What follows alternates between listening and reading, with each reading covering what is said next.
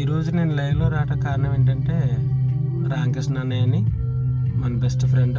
మా నాన్నగారు బాగా క్లోజు. ఎందుకంటే ఆయన మా మధ్యన లేకపోవడం, మాకు భౌతికంగా లేకపోయినా కానీ ఆయన జ్ఞాపకాలు, ఆయన ఆలోచనతో మేము కంపల్సరీ మేము గుర్తుపెట్టుకుంటాం.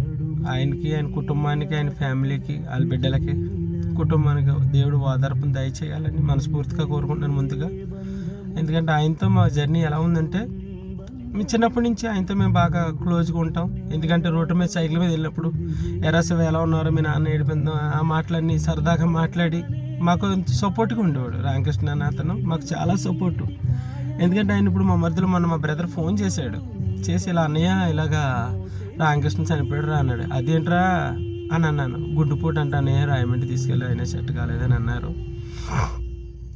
ఆ షాప్లో, సలాది మోహన్ రావు షాప్లో చాలామంది, నాయుడు అని, కుమార్ అని, తర్వాత రామకృష్ణ, తర్వాత చిక్కాల ఆయన చిక్కాల ఉన్న వేరే ఫ్రెండ్ పేరు ఉంది, చిక్కాల ఆయన రామకృష్ణ అని, వీళ్ళందరూ పనిచేసేవారు. అందులో బెస్ట్ మా నాన్నగారి క్లోజు మా రామకృష్ణ అన్నయ్య.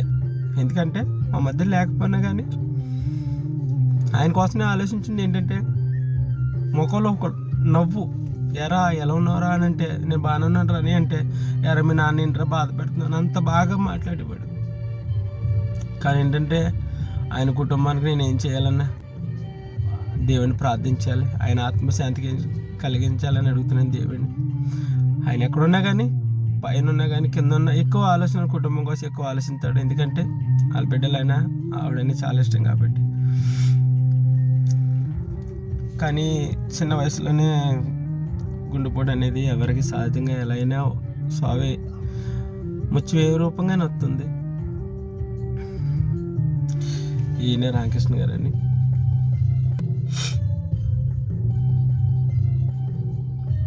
చూసారా, మా మధ్యలో లేడు. అయినా కూడా మాకు ఆయన ఆలోచనలు, ఆయన జ్ఞాపకాలు ఎప్పుడు జ్ఞాపం పెట్టుకుంటాం.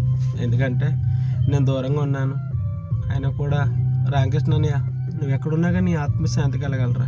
ఎందుకంటే నీ స్నేహం, నీ పరిచయం మాకు చాలా ప్రతి మాట గుర్తుంటాయి. ఎందుకంటే నువ్వు మాతో ఎలా మాట్లాడావు, మాతో నువ్వు ఎలా కలివిడిగా ఉండేవాడో మాకు తెలుసు. నువ్వు కానీ మాకు సలాది మోహన్ రావు గారు కూడా చిన్నప్పటి నుంచి మాది రెస్టారెంట్, వాళ్ళ దగ్గరే సామాన్లు కొనేవాళ్ళం. ఆయన ఆ షాప్లో పనిచేసాడు, సొంతంగా మళ్ళీ బయటకు వచ్చి షాప్ పెట్టుకున్నారు. చాలా అంటే చాలా ఆయన ఆలోచనలు మాకు ఎప్పుడు జ్ఞాపకం ఉంటాయి. ఎందుకంటే మా రామకృష్ణ అన్నయ్య ఎక్కడున్నా కానీ ఆయన ఎప్పుడు పైనుంచి ఆయన కుటుంబానికి, ఆయన మరిదిలే లేకపోయినా కానీ